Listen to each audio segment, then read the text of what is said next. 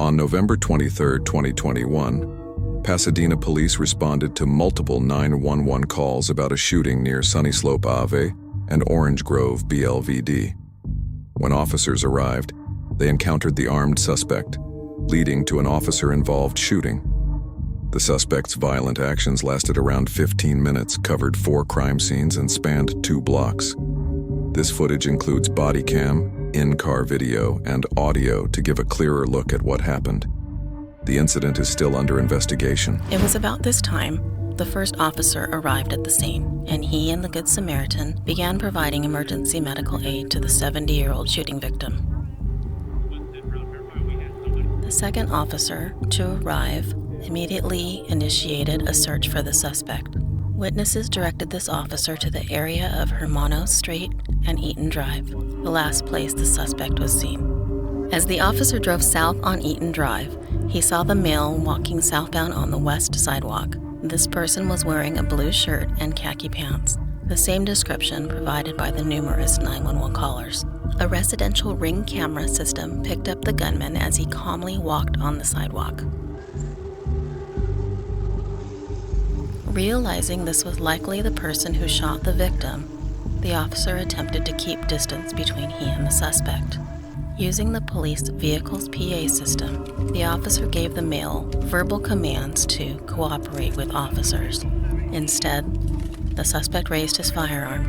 Stop right there. Get down on the ground. Get down on the ground. Using the police department's service rifle, the officer engaged in a gun battle with the suspect.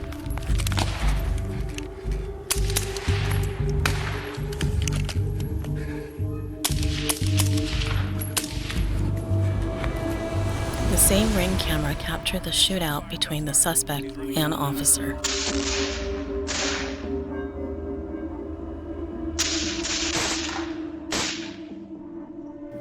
Neither the officer nor the suspect were injured from this exchange of gunfire. After his assault on the officer, the suspect ran south and into the backyard of a residence in the 500 block of Eaton Drive, where he climbed the property's rear wall and into the rear yard of a residence in the 500 block of Sunny Slope Avenue. Once on the property of the Sunny Slope address, the suspect fired 2 rounds from his firearm into the occupied house, shattering the rear sliding glass door. The female resident began to scream, tried to escape through the front door. However, the suspect quickly entered the house and directed her to exit through a rear door.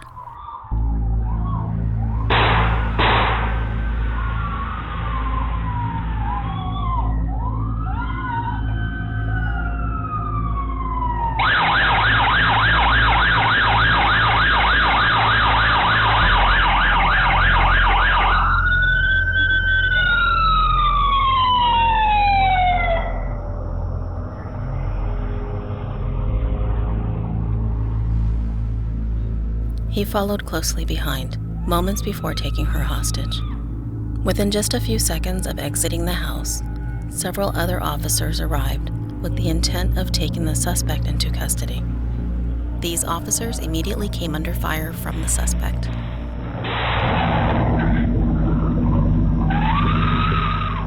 While still behind her, the suspect grabbed a hold of the female resident's shirt collar, pulled her towards him, wrapped his left arm across her chest, extended his hand holding the firearm over her right shoulder, and fired several rounds at the arriving officer.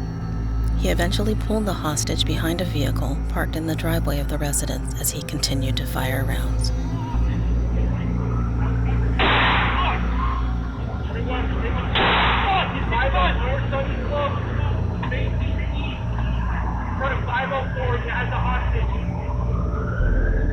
The hostage later reported that while engaged in the gun battle, the suspect expressed his desire to have the hostage perform a sexual act on him. At one point in the gun battle, and while continuing the hold on the hostage, the suspect tripped and both he and the hostage fell to the ground. This provided the victim an opportunity to escape, which she did, and officers began returning fire at the suspect.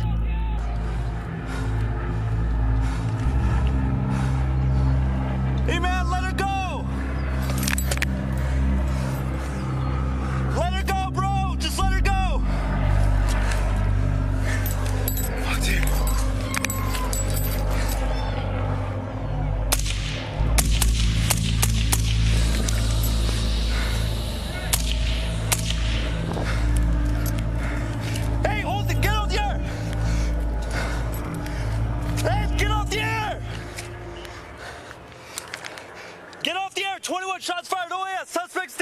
He's behind the car. Hey, let's move. Hold on. He's moving. Drop the gun. Police, drop the fuck. Silver SUV. Shots fired by police as well. Where is he at? He's behind the car.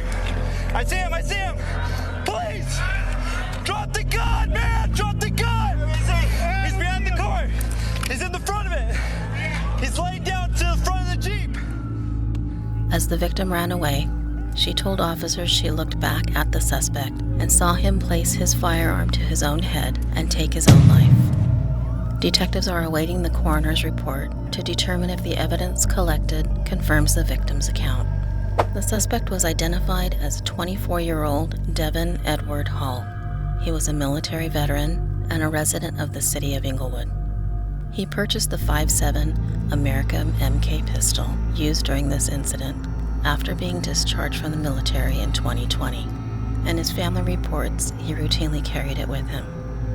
This pistol fires a 5.7 by 28 millimeter high-velocity bullet and is typically used by both military and law enforcement units.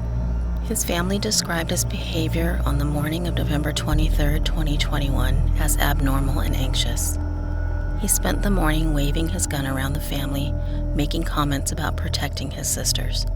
Additionally, the family told detectives any incoming telephone call or text message would trigger their brother, and eventually he forcibly removed all communication devices from his family members.